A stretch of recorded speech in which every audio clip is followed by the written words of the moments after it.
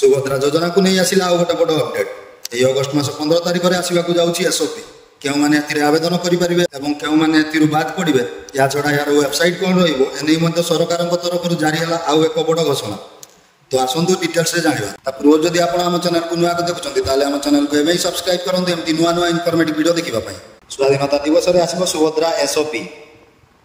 सुभद्रा योजना SOP August 15 आसो किए पाइबे किए पाइबे तार स्पष्ट चित्र रही सुभद्रा योजना आधार कार्ड ही यथेष्ट तेज उच्च वर्गर लोक ए बाद पड़ पारती विशेषकर जो मैंने आयकर दौरान से सरकार बाद दे पारती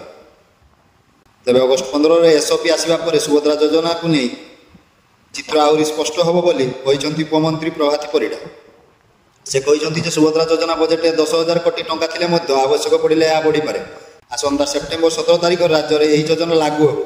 सेहीपरि राज्य में जमी लक्षपति दीदी संख्या बढ़ से नहीं सरकार काम करुच्ची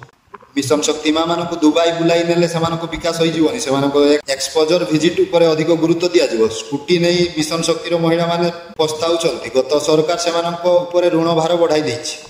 बीजेपी माँ मानक केबे भोट बैंक भाव व्यवहार करेनि बीजेपी से विकास पर अधिक गुरुत्व दब